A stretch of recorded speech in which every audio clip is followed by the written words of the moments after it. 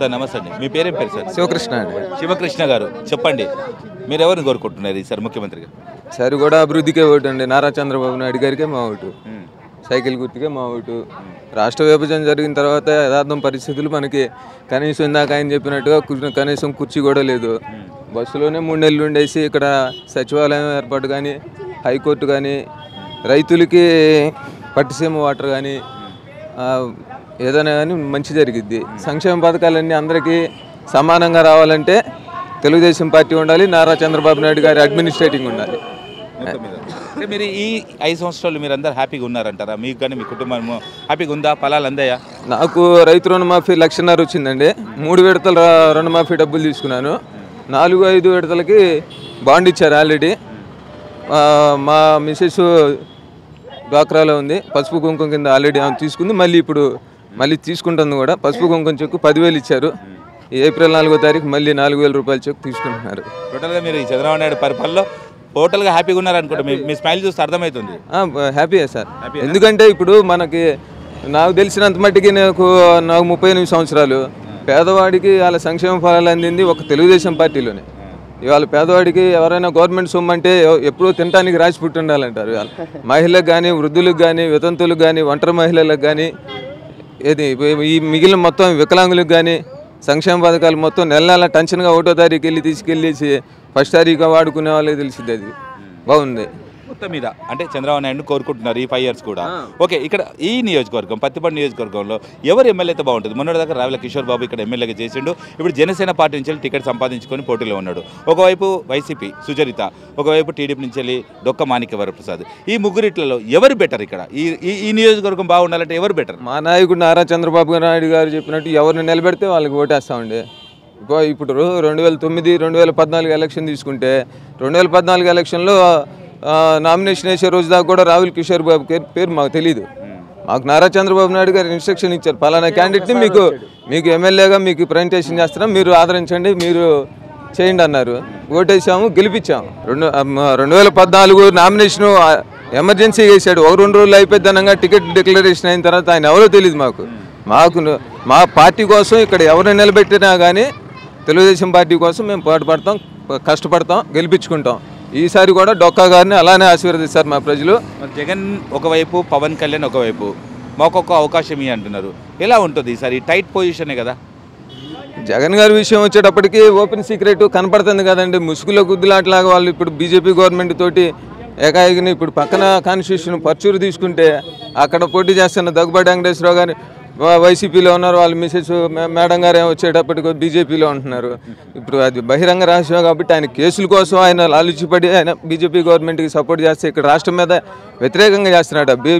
జగన్ గారికి ఓటేస్తే రాష్ట్రం అనేది అధోగతి పాలైద్ది. నాకు తెలిసినంత మట్టిగా ఇంకా 5 సంవత్సరాలు కాదు 10 సంవత్సరాలు మా పిల్లల భవిష్యత్తు కానీ మేము కానీ బాగుండాలంటే నారా చంద్రబాబు నాయుడు గారికి మా vote. Right, okay, thank you. నమస్తే అమ్మ, మీ పేరేం పేరండి? నాగమల్లేశ్వరి అండి. నాగమల్లేశ్వరి గారు, మీరు బజ్జీల వ్యాపారమా? అవునండి, అది వ్యాపారం బాగానే ఉందండి. మీరు ఇక్కడ ప్రతిపాడు నియోజకవర్గం ఇక్కడ టౌన్లో ఉంటారా? ఇక్కడే ఉంటాం. సరే అమ్మ, చూస్తున్నారు కదా ఇప్పుడు అంతా ప్రచారాల్లో హోరు, ఒకవైపు కాంగ్రెస్, ఒకవైపు టీడీపీ, జనసేన, వైసీపీ, బీజేపీ.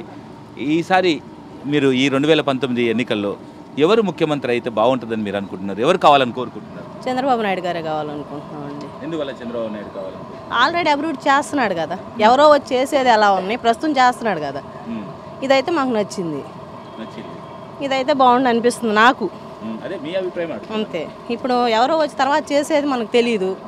వాళ్ళని మనం విమర్శించట్లా, వాళ్ళు చేస్తారో చేయరు. ఇప్పుడు ఈయన చేసే వరకు మనకు బాగానే ఉందిగా. మేమైతే చంద్రబాబు నాయుడు గారే రావాలనుకుంటున్నాం. అమ్మ, ఈ 5 సంవత్సరాల్లో చంద్రబాబు నాయుడు చేసిన అభివృద్ధి బాగుంది అంటున్నారు కదా, మీకు ఏం నచ్చింది? ఏమైనా ఫలాలు అందాయా మీకు? ఏమైనా పథకాలు మీకు లబ్ధి పొందారా? ఉన్నాయి కదండి, డ్వాక్రా లోన్లు ఇస్తున్నాడు. మొన్న పసుపు కింద మనిషికి 10,000 ఇచ్చాడు. నిరుద్యోగ భృతి కింద 1,000 రూపాయలు పిల్లలకి ఇస్తున్నాడు. లేని పేద పిల్లలకి 50,000 పెళ్లి కానుక అంటున్నాడు. ఇంకా పెద్ద పెద్ద ప్రాఫిట్స్ మనకు తెలియపోయినా మనకు తెలిసిన నార్మల్లో నాకు ఈ బాగానే ఉన్నట్టుంది. మీకు ఈ పథకాలలో మీకు ఏమైనా అందినాయమ్మా? 10,000 డ్వాక్రా డబ్బులు తీసుకున్నాం. ఆల్రెడీ 7,000 తీసుకున్నాం. అంత క్రితం మనిషికి 10,000 వేసాడు, 5 తీసుకున్నాం. ఇప్పుడు 7,000 వరకు 6,000 వరకు వచ్చినాయి. బాగానే ఉంది. మరి ఈసారి ఒకసారి జనసేన నుంచి వెళ్ళి పవన్ కళ్యాణ్ ఒకసారి అవకాశం అడుగుతున్నాడు, జగన్ కూడా ఒకసారి అవకాశం అడుగుతున్నాడు. ఎలా ఉంటుంది ఈసారి? మరి కరెక్టే సార్, మరి మనకు తెలియని వాళ్ళ గురించి మనం పోవటం దేనికని నా ఆలోచన అయితే చంద్రబాబు నాయుడు గారు ఇంకొకసారి అయితే ఈ ఆగిపోయిన పనులు మొత్తం కంప్లీట్ అవుతాయని అనుకుంటున్నాం. నాకున్న నాలెడ్జీ ప్రకారం ఇప్పుడు సగం పని నేను చేసి పూర్తి చేశాను, తను సగం చేశాడు, మళ్ళీ ఇంకొకళ్ళు వచ్చి ఆ సగం పూర్తి చేయాలంటే వాళ్ళకి అర్థం అవ్వచ్చు అవ్వకపోవచ్చు. నేను వినే ఆలోచన బట్టి, నేను చదువుకోలేదు కదా, దాని ప్రకారం నేనైతే అలా అనుకోవాల్సిన అవసరం లేదమ్మా, నాలెడ్జ్ ఉంటే సరిపోతుంది, అవగాహన ఉంటే సరిపోతుంది. వాళ్ళు కూడా చెప్తారు కదా. సరే అమ్మా, అంటే ఈ మన పత్తిపాడు నియోజకవర్గం ఒక ఓటర్, మీరు చూస్తున్నారు డెవలప్మెంట్ ఎలా ఉంది? ఈ నియోజకవర్గం బాగా అభివృద్ధి చెందిందా? సార్ మేమైతే అదే ఒకళ్ళు చెడా ఒకళ్ళు మంచి అని కాదు, మా ఆలోచన అయితే ఇప్పుడు ఎమ్మెల్యే పరంగా అంటే నాకు ఆలోచన ఐడియా లేదు సార్. పైన అంటే ఇప్పుడు చంద్రబాబు నాయుడు గారి వరకు వర్క్ బాగానే ఉంది కదా, ఇంకా బాగా చేయగలడేమో అని ఆలోచన.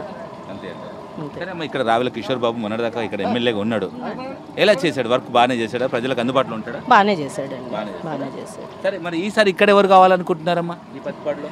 ఇక్కడ ఏ పార్టీ వ్యక్తి? నాకు అంత ఇదిగా ఏం లేదు సార్. ఇప్పుడు వాళ్ళిద్దరిలో కూడా మరి సుచిత గారు అయితే పాపం కష్టపడతానే ఉంది ఫస్ట్ నుంచి నియోజకవర్గం గురించి. ఆమె అయితే మనకు అంత ఇదిగా వాళ్ళలో ఎవరనేది తెలియదు. పై వరకు మాత్రం చంద్రబాబు నాయుడు గారు అయితే బాగుండని నా ఆలోచన. 100% పక్కా. అది ఏం లేదు సార్, ఇప్పుడు నేను సగం చేశాను ఈ పని కంప్లీట్, సగం బజ్జీ లేదు సార్. నేను లేచి వెళ్తాను, మీరు రాగాలి, మీకు హఠాత్తుగా పని తెలియదు కదా, మీరు తెలుసుకోవడానికి 2-3 గంటలు పట్టింది కనీసం. నా ఆలోచన అయితే సార్ ఈ పక్కాగా నేను ఆలోచించుకుంటే, నాకు తగ్గ నాలెడ్జ్కి నేను ఆలోచించుకుంటే నాకు అలా అనిపించింది. పార్టీలని కాదు, ఏమని కాదు. ఇప్పుడు మా వారైతే పక్కా వైసీపీ కల్లే వేస్తారు ఓటు, అది చెప్తున్నాగా నేను. మీ వారు వైసీపీకి వేస్తారు, కానీ మీరు మాత్రం టీడీపీ కావాలంటారు. టీడీపీ కావాలనుకుంటున్నాను, ఓటు సమస్య కూడా కాదు, నేను ఓటు వేటేస్తాను కూడా కాదు. నాకైతే ఇప్పుడు మీరు అడిగిన దానికి సమాధానం ఏంటంటే నాకు చంద్రబాబు నాయుడు గారు వస్తే బాగుండు అనిపిస్తుంది. మొదలుపెట్టిన పనులన్నీ కంప్లీట్ అవుతాయి. ఇప్పుడు ఇప్పుడు భర్త ఏదన్నా మనిషి చచ్చిపోతే హఠాత్తుగా 2 లక్షలు ఇస్తున్నాడు, అట్లా చేస్తున్నాడు. అవి కొన్ని ఫ్యామిలీస్కి యూజ్ అవుతున్నాయి కదా, నాకు అవి అయితే బాగున్నాయి సార్. పైన ఇంకా లోకల్లో పెద్ద బడ్జెట్ల విషయం నాకు తెలియదు, నాకు తెలిసిన విషయం అయితే అది. సరే అమ్మా, ఈసారి మద్దతు ఇస్తే మీరు ముఖ్యమంత్రిగా ఎవరు చేస్తారు? నేను చంద్రబాబు నాయుడుకే వేస్తాను సార్, ఖచ్చితంగా పక్కా. అది అమ్మ, ఏం పేరు మీ పేరు? పార్వతి. పార్వతి గారు, ఇప్పుడు ఎలక్షన్స్ వస్తున్నాయి, మీరు చాలా సీనియరు, చాలా ఎలక్షన్స్లో మీరు చూసుంటారు ముఖ్యమంత్రులను. ఈసారి ఎవరిని కోరుకుంటున్నారు? ఈ 2019 ఎలక్షన్స్లో మీకు ఎవరు ముఖ్యమంత్రి కావాలి? ఈ రాష్ట్రం బాగుండాలంటే ఎవరు వస్తే బాగుంటుంది? జగన్ వస్తే బాగుంటుంది. జగన్ వస్తే బాగుంటుంది. ఎందుకమ్మా జగన్ కావాలని మీరు ఎందుకు కోరుకుంటున్నారు? బాగా పనులు చేస్తారు, వాళ్ళ నాన్నగారు చేశారు, ఈయన కూడా చేస్తాడని నమ్మకం. నాన్న చేసిండని జగన్ చేస్తాడని నమ్మకం. సరే అమ్మ, ఈ 5 సంవత్సరాల నుంచి చంద్రబాబు నాయుడు ముఖ్యమంత్రిగా కొనసాగుతున్నాడు ఈ రాష్ట్రానికి, కొత్త రాష్ట్రం. ఈ 5 సంవత్సరాల్లో ఎలాంటి అభివృద్ధి చేయలేదా? చేశారు కానీ మాకంతగా సమ్మతిగా లేదు. సంతోషంగా చేసేవాళ్ళు చేశారు, మాకు బాగలేదు. అంటే అన్ని పథకాలు ఉన్నాయి కదమ్మా, మీకు కానీ మీ కుటుంబానికి ఏ పథకం రాలేదా? మాకేం పథకాలు రాలేదండి, ఒక్క డ్వాక్రా తప్ప ఏది లేదు. అంతే. పెట్టుకున్నారా మీరు? డ్వాక్రాలో ఎప్పటి నుంచో ఉన్నాం, ఆయన చేశారు, ఈయన చేశారు. అది తప్ప 10,000 తప్ప మాకు చాలా ఎగ్రిగోల్డ్లో పోయినాయి, ఇంకా చాలా దెబ్బతిన్నాం.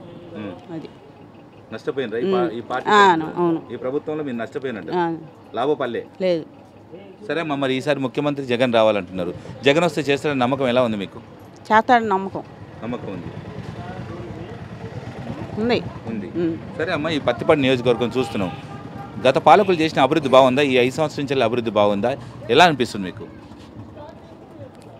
ఇప్పుడు నాకేం బాగలేదండి, ఒక స్వచ్ఛ ఇది తప్ప ఇంకా నాకేం నచ్చలే. ఏం డెవలప్ జరగలేదు? లేదు. నీరు కానీ రోడ్లు కానీ? రోడ్లు అంటే ఏదో కొన్ని అంతవరకే, అన్నీ ఏం కాల. మా రోడ్డు వేయలే ఇంతవరకు, అది కొన్ని రోడ్లు వేసారు, మాది వేయలే. సరే అమ్మ, ఇక్కడ రావెల కిషోర్ బాబు మొన్నటిదాకా ఎమ్మెల్యేగా ఉన్నాడు, జనసేన పార్టీలోకి వెళ్ళిండు, మంత్రిగా చేసిండు. ఎలా ఉంది ఈసారి? మరి ఒకవైపు జనసేన, ఒకవైపు వైసీపీ, ఒకవైపు టీడీపీ. ఈసారి ఇక్కడ ఎమ్మెల్యేగా ఎవరు చూడాలనుకుంటున్నావు? సుచరిత గారిని. సుచరిత గారు, వైసీపీ తప్పకుండా. తప్పకుండా. మీరు మద్దతు ఇస్తే ఎవరికి ఇస్తారు ఈసారి రాష్ట్రంలో? రాష్ట్రంలో జగన్ గారికి. వేరే మాటే లేదు, మాట్లాడే పనే లేదు. అంతే అంతే. హలో, మిమ్మల్ని ఫిలిం సెలబ్రిటీస్ రియల్ స్టోరీస్ ఏంటో తెలుసుకోవాలనుందా? లేటెస్ట్ గా రిలీజ్ అయ్యే మూవీ రివ్యూస్ నేను చెప్తే వినాలనుందా? ఇంకెందుకు ఆలస్యం, యోయో టీవీని సబ్స్క్రైబ్ చేసుకోండి. అలాగే మర్చిపోకుండా యోయో టీవీ యాప్ ని కూడా డౌన్లోడ్ చేసుకోండి.